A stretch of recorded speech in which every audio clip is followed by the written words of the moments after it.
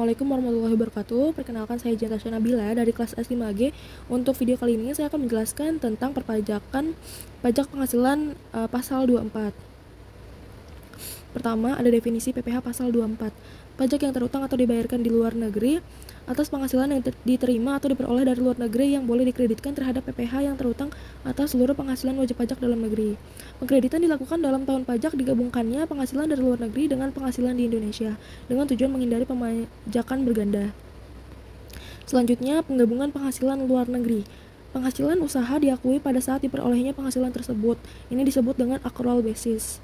Lalu yang kedua, penghasilan di luar usaha diakui pada saat diterimanya penghasilan tersebut disebutnya dengan cash basis.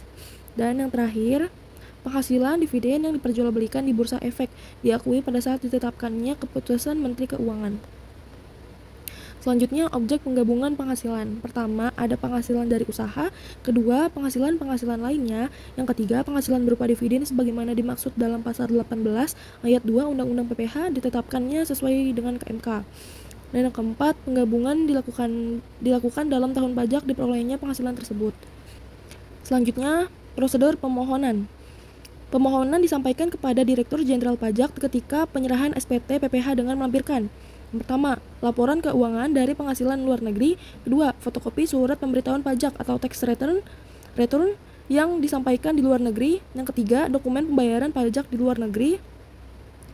Selanjutnya, kredit pajak luar negeri. Batas maksimum kredit pajak. Batas maksimum kredit pajak adalah nilai yang terendah dari unsur 3 perhitungan berikut. Pertama, jumlah pajak yang terhutang atau dibayar di luar negeri. Kedua, jumlah pajak yang terhutang untuk seluruh penghasilan. Ketiga, penghasilan luar negeri, yaitu seluruh penghasilan kena pajak dikali PPh terhutang atas seluruh penghasilan atau tarif pasal 17 Undang-Undang PPh. Lalu, kredit pajak setiap negara. Batas maksimum kredit pajak untuk setiap negara. Apabila penghasilan luar negeri berasal dari beberapa negara, maka perhitungan batas maksimum kredit pajak dilakukan untuk masing-masing negara. Lalu selanjutnya, ketentuan khususnya. Berkaitan dengan penentuan nilai yang dikreditkan sebagaimana telah diperhitungkan sebelumnya, maka terdapat beberapa ketentuan khusus perlu diperhatikan sebagai berikut. Pertama, unsur penghasilan yang dikenai pajak bersifat final tidak diperhitungkan sebagai penambah penghasilan dalam negeri. Kedua, kerugian di luar negeri tidak diperhitungkan sebagai pengurangan penghasilan total. Yang ketiga, jika terjadi pengurangan atau pengembalian pajak atas penghasilan yang dibayar di luar negeri sehingga sebesarnya pajak yang dikreditkan di Indonesia menjadi lebih kecil dari perhitungan semulanya, maka selisihnya ditambahkan pada PPh yang terhutang sesuai dengan ketentuan. Yang keempat, jika beban pajak yang dibayarkan di luar negeri melebihi nilai yang dikreditkan, maka atas selisih antara kedua nilai tidak dapat dikompensasikan di tahun fiskal mendatang. Selanjutnya, saya akan menjelaskan perhitungan PPh pasal 24. Di sini ada contoh diketahuinya negara A, B, C, dan D. Kalau ini dalam negeri, DN ya. Ini tarifnya, negara A tarifnya 40%, negara B tarifnya 35%, negara C tarifnya 25%, negara D tarifnya 30%. Terus ini penghasilan di tiap negara itu. Yang A-nya ini segini lah ya.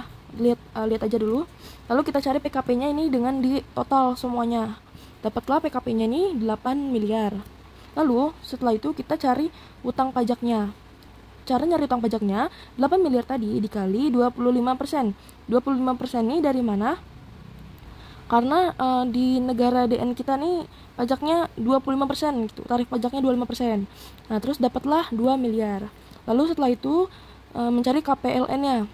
KPLN negara A, ini cara nyarinya kayak gini. 2 miliar ini dari yang tadi, dari yang ini, penghasilan di negara itu, lalu dibagi dengan 8 miliar ini PKP-nya, terus dikali dengan 2 miliar. 2 miliar ini dari utang pajaknya, dapatlah segini, 500 juta. Ini kita cari di paling kecilnya di antara yang cara ini dengan yang ini, dibayar di negara A-nya sebesar 800. Ini 800-nya ini dari si 2 miliar dikali 40%, dapatlah 800. Jadi paling kecilnya kan 500 nih, nemu 500 kan. Jadi kita ambil yang ini, karena ini kan lebih besarnya, ambilnya kecilnya.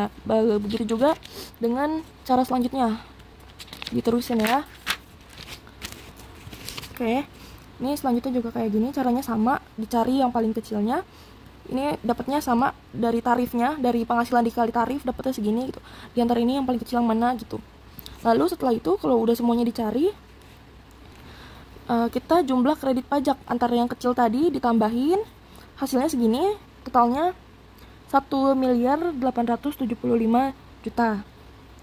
Lalu mencari total utang pajak yang dibayarnya. 2 miliar yang tadi, yang ini, yang utang pajak ini, dari sini ya 2 miliarnya, dikurang dengan jumlah kredit pajak luar negeri. Ini LN ini luar negeri. Lalu dapat hasilnya 125 juta. Ini yang belum terbayar. Jadi yang harus dibayar segini. Tuh ya. Sekian presentasi dari saya, kurang lebihnya mohon maaf. Wassalamualaikum warahmatullahi wabarakatuh.